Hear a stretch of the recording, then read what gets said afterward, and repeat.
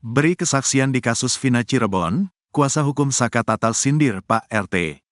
Pak RT Abdul Pasren mendadak jadi sorotan setelah tiba-tiba muncul dan memberikan kesaksian dalam kasus pembunuhan Vina Cirebon.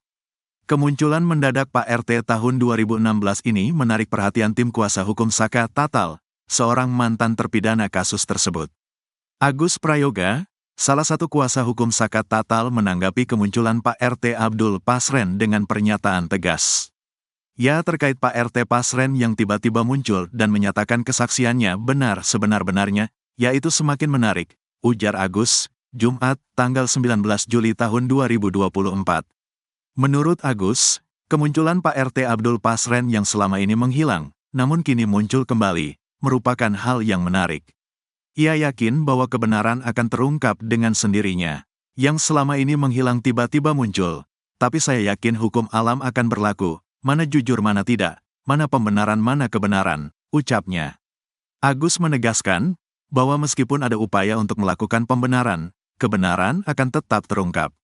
Kalau sekarang orang berdalih melakukan pembenaran boleh saja, tapi ketika dulu sudah sidang juga boleh saja, tapi kan perjalanannya berubah-ubah, jelas dia.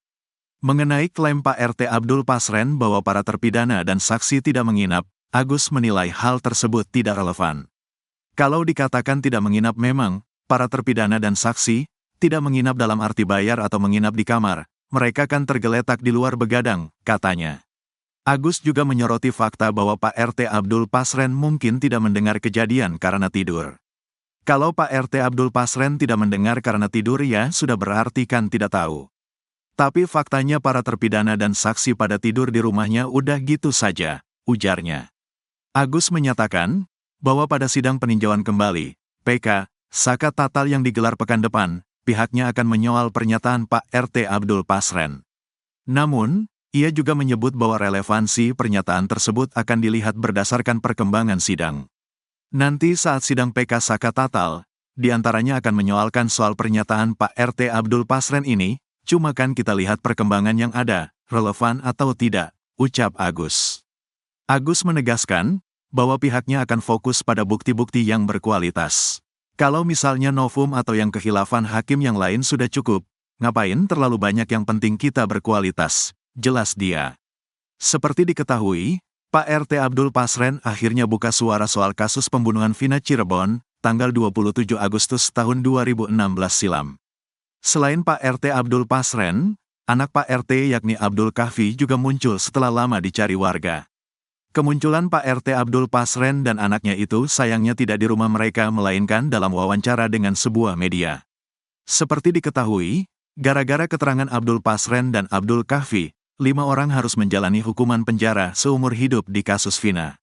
Keterangan Pak RT Abdul Pasren yang menuntun kelima orang itu jadi terpidana adalah soal tidur di rumah Pak RT. Kelima terpidana menyatakan mereka tidur di rumah Pak RT Abdul Pasren di malam penemuan Vina dan Eki di Jembatan Talun. Pak RT Abdul Pasren kekeh menyatakan mengunci pintu rumah sementara kelima terpidana mengaku tidur di rumah Pak RT bersama Abdul Kahfi.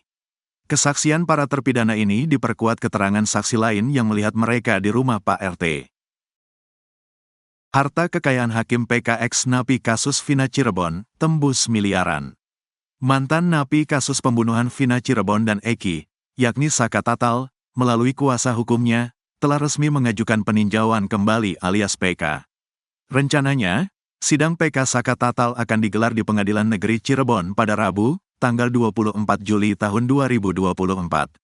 Diketahui, Vina adalah gadis 16 tahun asal Kampung Samadikun, Kecamatan Kejaksan, Kota Cirebon, Jawa Barat, yang tewas bersama kekasihnya, Eki, di Jalan Raya Talu, Kecamatan Talun, Kabupaten Cirebon, Jawa Barat pada Sabtu tanggal 27 Agustus tahun 2016.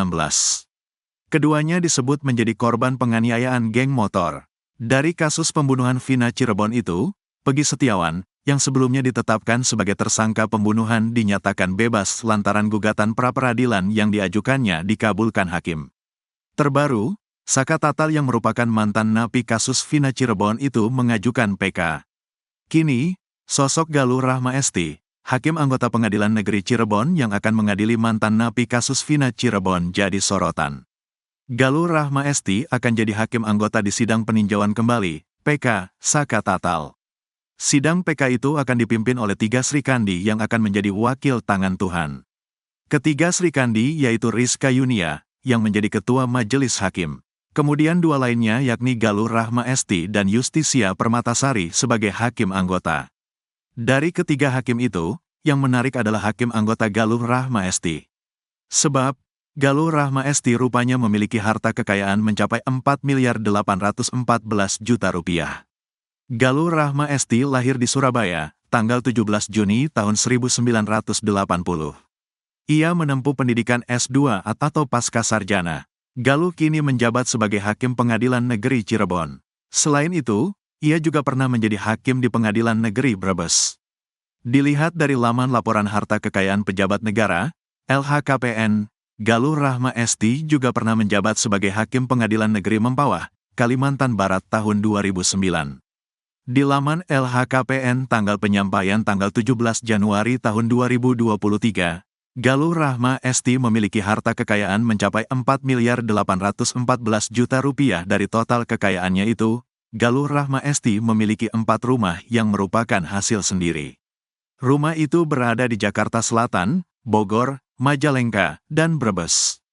Total kekayaan dari 4 rumah itu yakni mencapai 3.700 juta rupiah. Kemudian Galuh Rahma Esti juga memiliki 5 mobil dan 1 motor. 4 mobil yang dimiliki Galuh Rahma Esti yaitu Altis, Xenia, Terrano, Pajero Dakar, dan Toyota SUV. Total harta dari kendaraannya itu mencapai 1.037 juta rupiah. Kemudian Galuh Rahma Esti juga memiliki utang 100 juta rupiah, sehingga total kekayaannya mencapai 4.814 juta. Berikut rincian harta kekayaan Galuh Rahma Esti, Idata Harta Pelaporan LHKPN tanggal 31 Desember tahun 2022, pelaporan LHKPNA Tanah dan Bangunan 3.700 juta rupiah. 1. Tanah dan bangunan seluas 92 meter 2 per 120 m2 di Kap, Kota Jakarta Selatan, hasil sendiri 1 miliar rupiah. 2. Tanah dan bangunan seluas 217 meter 2 per 250 m2 di Kap, Kota Bogor, hasil sendiri 1.500 juta rupiah.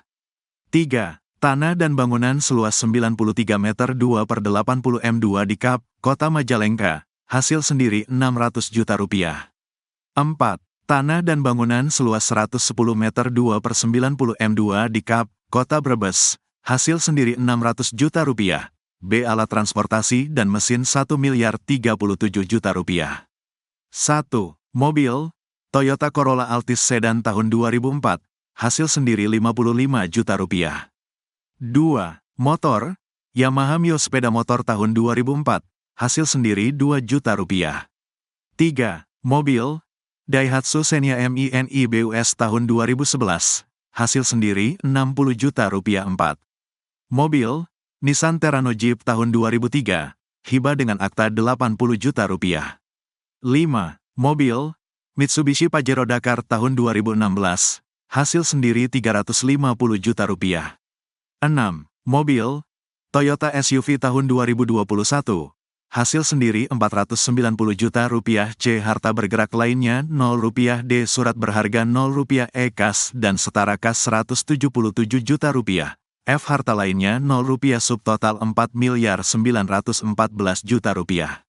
2. Hutang 100 juta rupiah. 3. Total harta kekayaan 1-2, 4.814 juta rupiah. Kapolri perintah Propam untuk lakukan pendalaman kasus Vina, DPO tak bisa tidur nyenyak.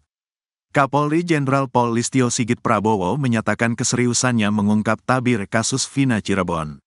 Kasus Vina Cirebon adalah meninggalnya Vina Dewi Arsita, 16, dan Muhammad Rizky atau Eki, 16, di Cirebon, Jawa Barat, Jabar, pada 2016. Keduanya ditemukan di Jembatan Talun, Kabupaten Cirebon, tanggal 27 Agustus tahun 2016. Sigit telah menerjunkan Satuan Divisi Profesi dan Pengamanan, Propam, Polri serta Inspektorat Pengawasan Umum, Itwasum, untuk mendalami kasus Vina Cirebon. Kapolri juga memastikan laporan-laporan terkait kasus tersebut sedang didalami oleh Barreskrim Polri.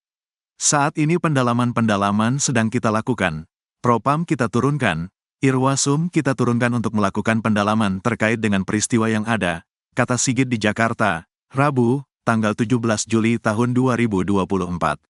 Sigit menegaskan, Polri tetap berkewajiban mengungkap fakta secara terang walau kasus ini sudah berlalu 8 tahun. Jenderal Bintang 4 ini memastikan kasus Vina dan Eki akan dituntaskan. Tentunya kami memiliki kewajiban untuk melakukan pendalaman sehingga kemudian pada saatnya setelah semuanya lengkap, kita akan sampaikan kepada masyarakat secara transparan tentang fakta-fakta yang kita temukan, ujar dia. Diketahui, penyidikan kasus Vina dan Eki kembali diragukan sebagian publik setelah Pengadilan Negeri, PN, Bandung mengabulkan gugatan pra-peradilan Pegi Setiawan, satu orang yang ditetapkan tersangka di kasus ini. Dalam amar putusannya dibacakan pada Senin, tanggal 8 Juli tahun 2024, Hakim Tunggal PN Bandung Eman Sulaiman mengatakan, gugatan itu dikabulkan karena tidak ada bukti Pegi pernah diperiksa oleh Polda Jawa Barat sebelum ditetapkan sebagai tersangka. Selain itu, Hakim Eman menyatakan penetapan tersangka tidak hanya dengan bukti permulaan yang cukup dan minimal 2 alat bukti, tapi harus diikuti adanya pemeriksaan calon tersangka yang termaktub dalam putusan Mahkamah Konstitusi, MK. Melalui putusan itu, Pegi pun terlepas dari status tersangka yang dijeratkan Polda Jabar. Kabareskrim Polri Komjen Wahyu Widada mengatakan pihaknya kini sedang mengevaluasi penanganan yang dilakukan Polda Jawa Barat, Jabar. Ini semua kan proses sedang berjalan. Kita juga tidak bekerja sendirian, dengan teman-teman dari Propam dengan Itwasum akan bekerja sama untuk melihat ini semua, kata Wahyu di Mabes Polri, Jakarta, Senin, tanggal 15 Juli tahun 2024. Menurut Wahyu, evaluasi masih dilakukan sehingga belum bisa diungkap hasilnya. Kabareskrim menambahkan, pihaknya juga tengah mengkaji penanganan kasus yang dilakukan penyidik Polda Jabar. Wahyu pun meminta masyarakat memberikan masukan dalam kasus ini. Dia juga berharap penanganan kasus ini dilakukan secara transparan dan profesional. Terkait kasus Vina, tentu kita terus mengkaji apa yang sudah terjadi dan juga kita membuka ruang kepada rekan-rekan sekalian, kepada masyarakat untuk memberikan masukan-masukan terhadap penanganan kasus Vina ini, tutur dia. Terpidana kasus Vina Cirebon lakukan serangan balik ke polisi, Rudiana jadi target. Usai Pegi Setiawan bebas dari penetapan tersangka kasus pembunuhan Vina Cirebon dan Eki, kini para terpidana kasus yang sama berencana lakukan serangan balik ke polisi. Bahkan, Ibtu Rudiana, yang merupakan ayah Eki, disebut sebagai target dari rencana para terpidana tersebut. Diketahui, Vina adalah gadis 16 tahun asal Kampung Samadikun, Kecamatan Kejaksan, Kota Cirebon, Jawa Barat, yang tewas bersama kekasihnya, Eki, di Jalan Raya Talu, Kecamatan Talun, Kabupaten Cirebon, Jawa Barat pada Sabtu tanggal 27 Agustus tahun 2016.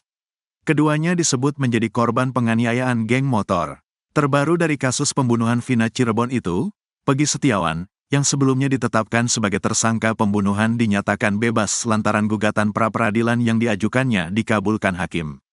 Ibtu Rudiana yang juga perwira polisi itu akan dilaporkan oleh tim kuasa hukum terpidana kasus Vina Cirebon ke Bareskrim Polri. Wiwi Marianti kuasa hukum terpidana kasus Vina menjelaskan, pihaknya akan melaporkan Ibtu Rudiana soal dugaan tindak kekerasan atau penyiksaan terhadap para terpidana yang terjadi pada tahun 2016 silam. Kami sudah melaporkan Pasren, Ketua RT, dan AF. Mungkin yang sekarang ini Rudiana akan dilaporkan, kata dia saat mendampingi keluarga menjenguk terpidana di Rutan Kebonwaru, Selasa, tanggal 16 Juli tahun 2024. Wiwi menyatakan, 4 kliennya yang kini divonis seumur hidup yakni Eka Sandi, Hadi Saputra, Supriyanto dan Rivaldi alias Ucil mengaku mendapatkan penyiksaan. Berdasarkan cerita 4 terpidana, kata dia, mereka disiksa oleh Ibtu Rudiana saat diperiksa di Polres Cirebon Kota 8 tahun lalu. Mereka menyampaikan Rudiana menyiksa mereka.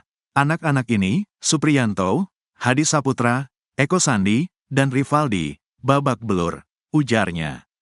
Pihaknya berencana akan melaporkan Ibtu Rudiana ke Bareskrim Mabes Polri pada Rabu tanggal 17 Juli tahun 2024 besok.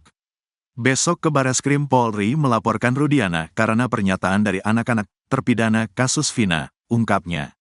Ibtu Rudiana mendadak hilang. Keberadaan Ibtu Rudiana, ayah almarhum Eki kini tak diketahui keberadaannya. Ibtu Rudiana tak bisa ditemui pasca viral kasus Vina hingga bebasnya Peggy Setiawan.